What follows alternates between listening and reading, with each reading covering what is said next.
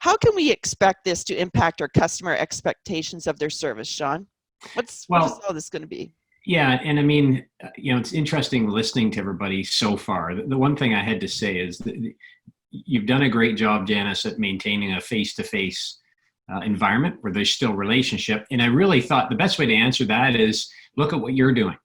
If somebody would have told you 6 months ago, hey, you're gonna do this, and by the way, it's all gonna be done on Zoom, you probably would have said, no way, forget about it, right? But yet you have, like most people, if not everybody here, we've changed how we're operating our business based on the times.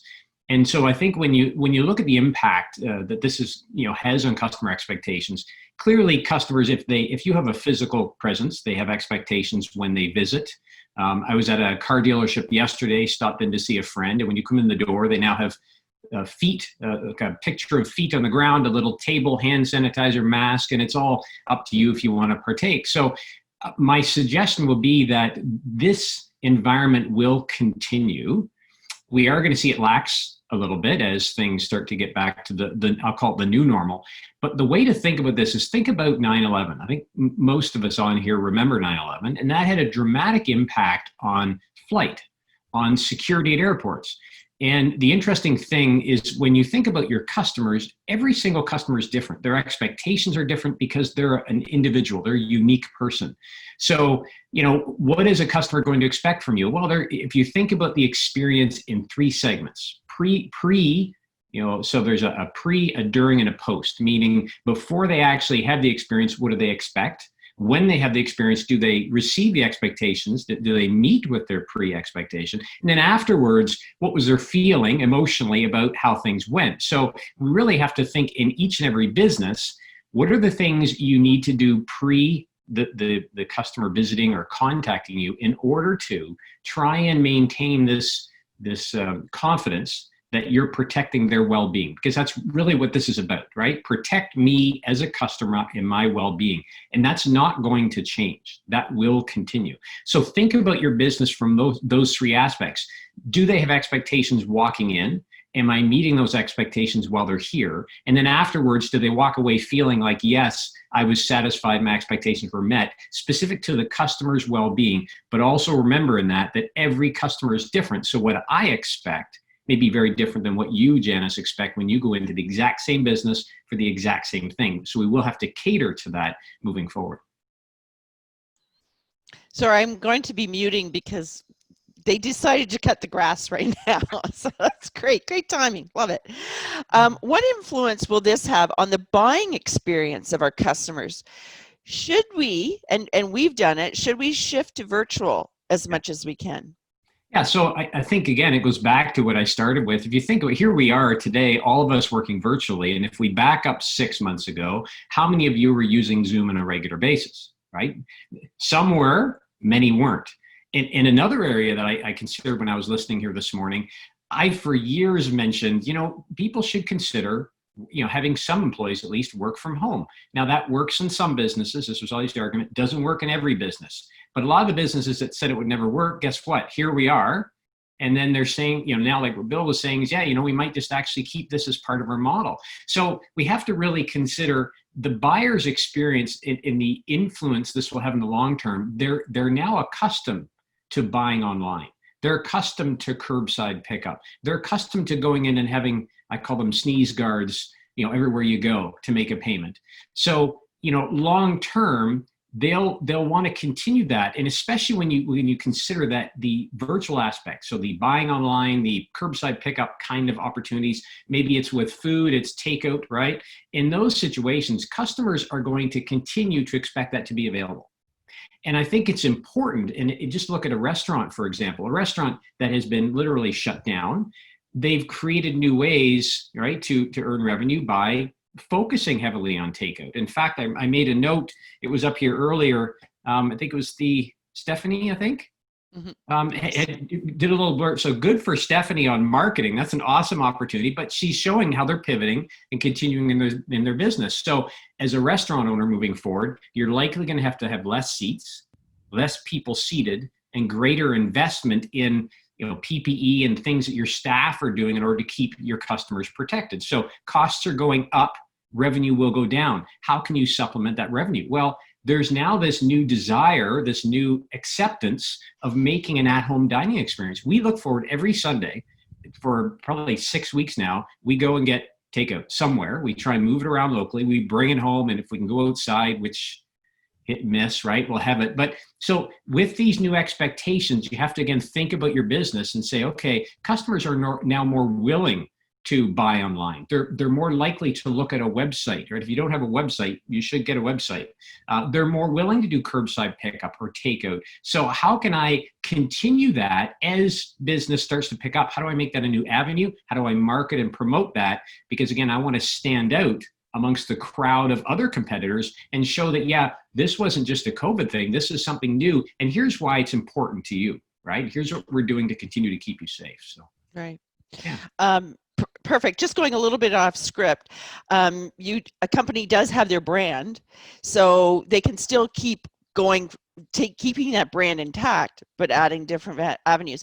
The only concern I have of what you are saying is definitely the older customer is probably not as savvy with the tech to order, and that's the thing that we're all going to be, or maybe the less fortunate, we're going to have to be conscious of that, because I just see it, personally. So anyway, well, and it goes, Janice, it goes back to what we said at the start too, that every customer is unique in age and experience and expectations. So you have to really consider the demographic of your customers, if there's different age groups, and then look at what the expectations are of each of those different customers or each of those different groups. I often suggest, draw up 2, 3, 4 of your key customers or your typical customers, describe them a little bit. And then once you can, and then give them a name if you can. And then once you've described that, then you can say, okay, Joe, here's what Joe's typically like. He's one of our main customers, right? He represents a group. And here's what Joe's expectations are. And of course, if you don't know, ask, right? Start asking your customers, do you want us to continue this? Would you like to see more of this? Your example of the older generation and maybe being challenged with tech, I think obviously that is, I agree with you 100%, that is a challenge. So then the question becomes, is there some way you can help people, right? So in your promotion, you might say, well, everything's online. However, here's our phone number, because you recognize we do have a segment of our customers that are an older generation. They have an expectation of being able to order online through a phone, right? That kind of a line, old school online. And so we're going to continue to offer that, make sure it's very clear and available. But it really does come back to identifying the demographics of your customer and then catering the experiences to each of those groups. Excellent. Excellent. How can we prepare customers for what to expect when they visit our facility? It's going to be different. You saw it was different. It is. So, to me, I think, and again, it depends on the individual, right? But going into different businesses, and I'm still venturing around. I was actually working with a client who was an essential service during this time. So I was still going into their facility and taking all the precautions. But when you think about the different businesses and the requirements that those businesses have, it's really important that you communicate, obviously, and the biggest thing you'll see there, I'm almost getting tired of seeing a yellow band on every website I visit that says, COVID-19, it's flashing, and here's what we're doing. I would say that has become a basic expectation. It's no longer interesting to tell me you're doing something about it. I expect you're doing it. So then the question becomes, if I want to kind of stay ahead, I want to continue to protect my customers, but also market my business and grow my business, what else am I doing? What am I doing that other people aren't? So yeah, the basics are necessary, but don't block half of think about your website for a second. If you've got a website that's that big and half it is this COVID thing, you've lost half of your property for marketing your business. So I wouldn't recommend that. But one of the things I suggest is do something different that focuses on that pre-experience with your customers. So take a postcard, a letter, a regular card, and you can get these pre-printed that look like handwriting and put something in it that, hey, we're thinking about you, we've taken the appropriate measures, and then mail them out. People still appreciate getting physical mail. It's a great way to stay in touch with customers, a great way to market your business, and a great way to give them a pre-experience as to what to expect and what's different. Then when they're there at your business, you're going to be regulated, obviously, to take certain precautions. But where you see opportunities to do a little bit more for those people that may be really concerned about this, I would say do it. But how do you know what to do? if you're not sure, start asking your customers, what else should we do here that would make you feel more comfortable? I walked by when I was at this dealership, and I don't mean to focus, but it was just yesterday. I walked by and the lady in the finance office had a mask on, and so did the two customers, right? And yet I go out and see the salesman talking to two customers and nobody's wearing a mask. So it really comes back to, what is the customer's preference, and do I have everything available to make that customer comfortable? And how do I know that? Ask the customer, what would you like to see? What else can I do here beyond just the regulatory stuff? And again, that's going to set you apart, as long as the underlying message is always, hey, we're here to make you feel comfortable, right? We're here to serve you, and we want to protect you. I think it's important that you say we're here to protect our staff.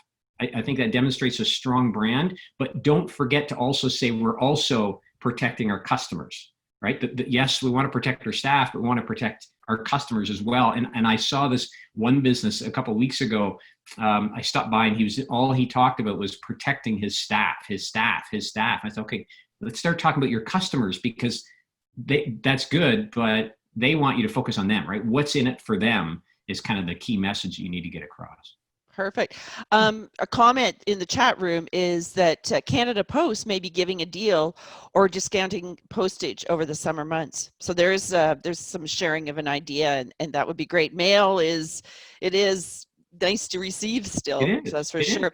Yeah. A little bit of a comment though about the website. I went on to a grocer's website, and they had nothing about COVID-19 on their site. Yeah. And so I found that odd too, right? Are they Yeah. still open? Like what are they doing? You have to say something, right? But you've probably also been onto ones where half the screen is a big yellow block. Am I on the right website, right? Yeah. So it's important to acknowledge it, but don't make it, people now expect it, so don't make it the predominance of what you're trying to say to people. You don't want to lead with that, right? If I'm still coming to your building, and I don't want to be, there's nobody here from, I don't think there's anybody here from a bank. I go to my local bank, and I can't see in the front door there's a lot of notices, and when you read them, they all say the same thing. It's like, let's tape it 2 or 3 times just so you don't miss it. And I think, okay, well, I'm past that. I know you have measures in place. That's great, but let's take some of this clutter down and get back to focusing on what matters. Good point. Oh, that's a good point. Since more customers are making purchases virtually, what are some best practices to serve customers virtually? So I guess it does come back to obviously what kind of business you're in, but some of the things that we can do is look at, again, what we know. So if you're in a service-based business where you're used to going and visiting your customers, for example, we now know they're much more likely willing to do a Zoom call, right? Or do a Microsoft Teams or Skype, or you name it. There's all sorts of solutions.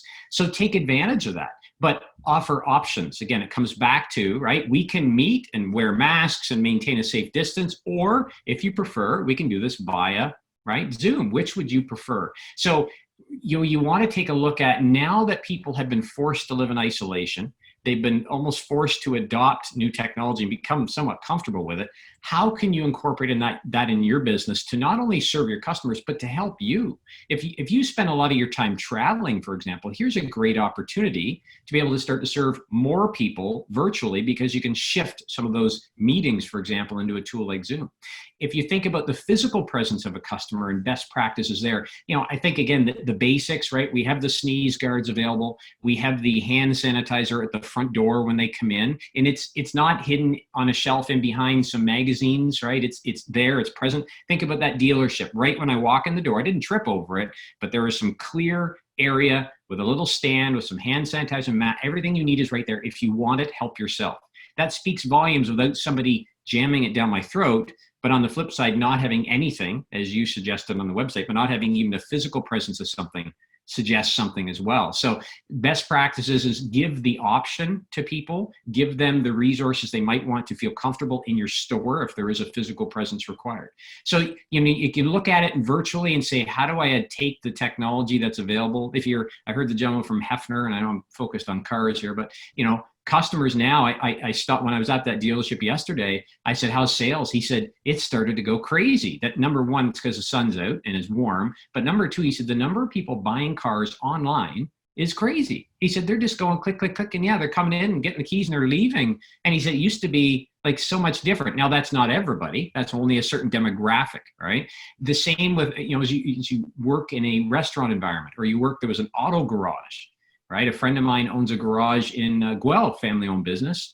And essentially, he said they're busier than ever, but all the staff are wearing gloves. He's got the little station set up for sanitary. The other thing I'll mention in this too, as far as best practices, the overall idea of sanitary has now become a focus for customers. So, think of the good old days when you would go into an automotive garage, or maybe you're on a road trip and you go into that bathroom at the roadside garage that was just, you didn't want to touch it in the first place. Customers, the toleration for non-sanitary or poor sanitary conditions is gone. And I think that will hurt companies. So you almost want to look at all of your sanitary policies if you are having customers come to your facility and make sure they're top notch, because people now are more focused on that. Just like at 9/11, they were much more focused on what they're carrying in their purse, right? How safe they're being. So it's really taking a look at your business again and who you serve, and then taking what you see in place and even things that you acknowledge. If another business is doing it and it makes sense to you, is it something you can incorporate in your business? And if you're unsure, again, start asking your customers, what would you like to see? What else can we do here to make you feel comfortable? Great. Very good. Our last question. So what we'll ask now, if you have questions for Shawn, to put them in the chat, and we'll start putting them out. But we're doing great on time, so we'll have one question, we'll ask you one last question, then we'll go to our group chat for further questions. So that'll be great. What will the long-term impacts be on customers as a result of going through COVID-19? Yeah. Well, I think we're going to see a few things. Obviously, right now, unfortunately, in my own opinion, from the media standpoint now, because there's, we're starting to die down a bit on the buzz, and you're seeing the media talk about other things a little bit, not just COVID-19. There will be an uptick on, as there already has been, around a second wave and the impact of the second wave. So I think customers in general, people, right? Us as people, we're a little more on edge. I have to admit, when I went out to get groceries in the early days of this, and I have to tell you this quickly because it's so relevant. I'm not going to get the date right here, but I'm going to say it was Friday, March the 12th, 13th, something like that. We had booked a holiday in Florida, and for the first time in our life, we're going to drive. So we loaded into the car, and this is when the talk about COVID had started, but there'd been no restrictions in place. So we drove 2 days to Florida, and we're very cautious about everything we did on the way there, just because there was conversation. We got to this place in Florida, spent the day. That night, I always register international travel with the consulate because you get special messages. And for the first time ever, that night I got a message, hey, if you're Canadian, come home. So that night, the very first day we were there, we loaded the car, and at 8 o'clock next morning, we drove 2 days back home and then self-quarantined for 14 days.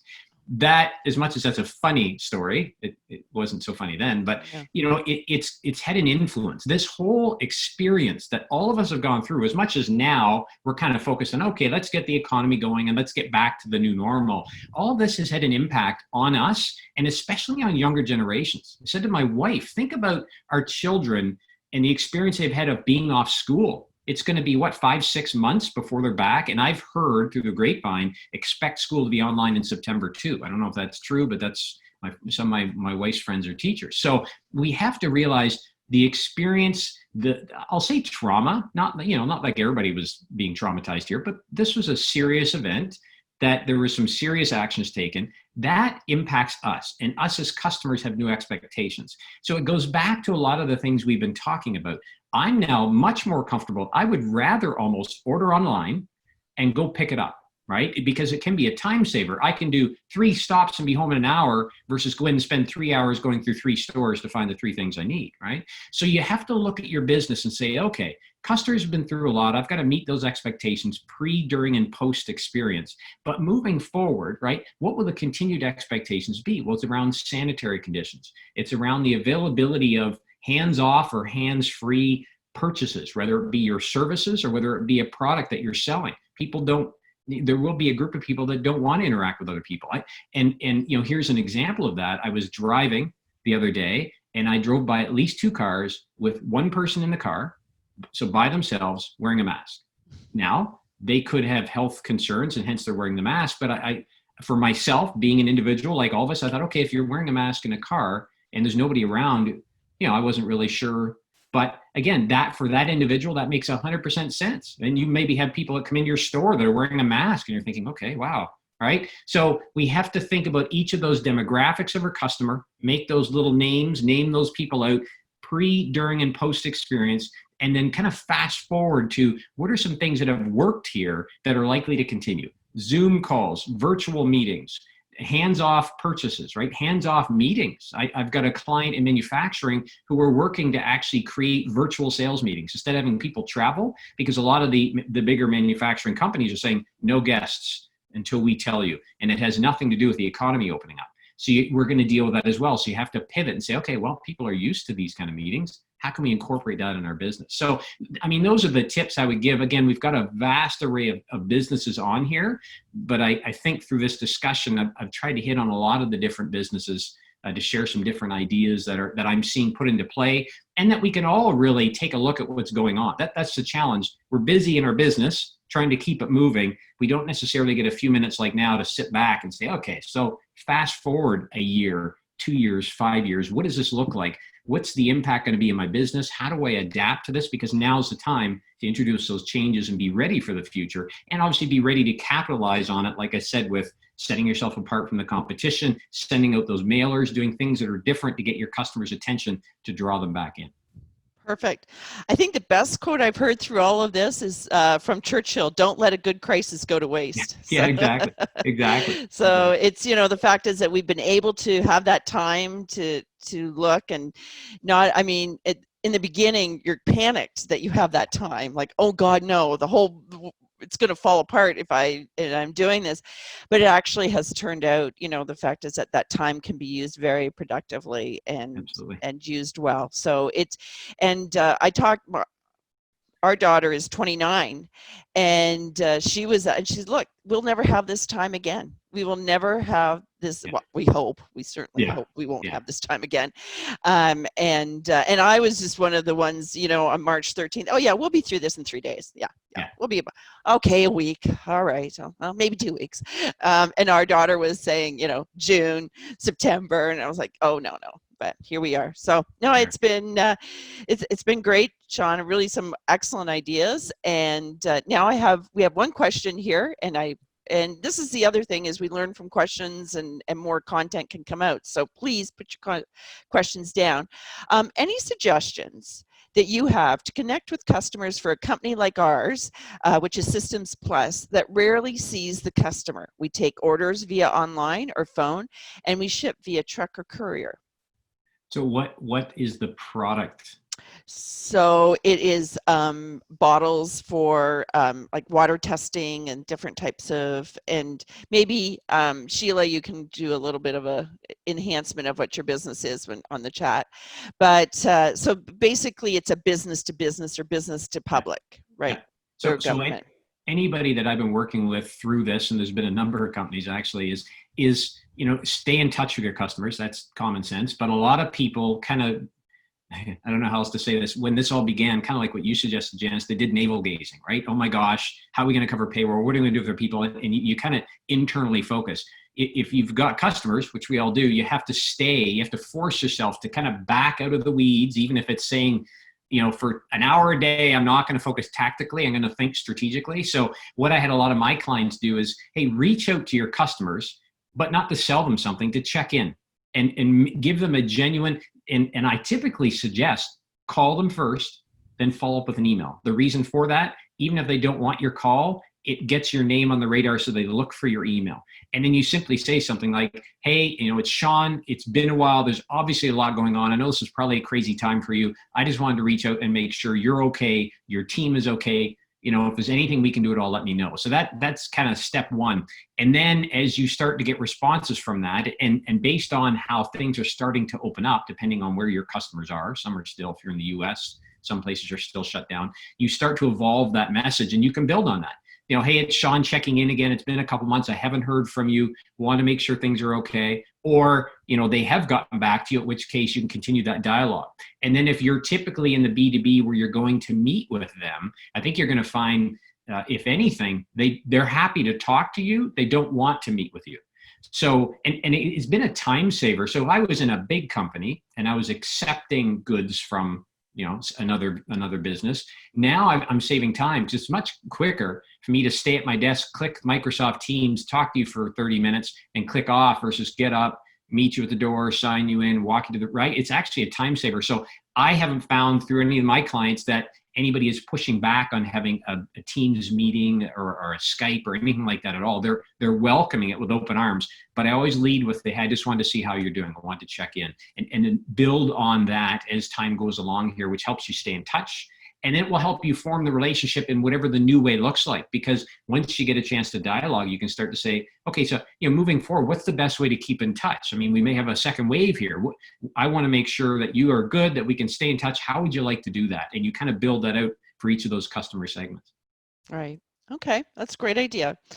All right, that sounds good. One of the things too, I mean, I noticed in some of the online purchases, or where if I do something with a local company, I notice this more with local than that they'll include some type of cross merchandising. So, something for another business or a little sample or something like that, just gives a little bit of value added when you're getting. So I'm looking at the business, and for example, with one of our members, Little Mushroom Catering, I went and picked up my groceries and I had a free tea sample. Well, it's a local tea. So that was very cool. Like it's that kind of builds a relationship with Stephanie is a master marketer, because when she put in the comment about Canada Post, she started with, hey, here's my number if you want to make orders. I mean, and that's what you have to do, right? She taught, if I can use her as an example, in her moment of the camera, she said, here's the things we're doing that are helpful to others. So everybody goes, oh, well, that's great. And then, oh, by the way, here's the new avenue to our business. Here's what we're doing. If you'd like to help, here's how you get a hold, right? That's the perfect way to bridge this, because again, people are coming to you with a little bit of a caution, right? Am I going to be safe in your environment? Is the food preparation going to be safe, right? Can I trust how you're preparing the food? Like different things. I've heard of some companies, restaurants specifically, that they're going to put cameras in the kitchen because they realize customers are going to be a little more cautious moving forward. Not every customer, but they realize there's a demographic that will want to see what's going on in the kitchen. That's a great idea. Yeah. What a great marketing idea, right? Yeah, absolutely. That's awesome. Absolutely. How can you differentiate, right? Right.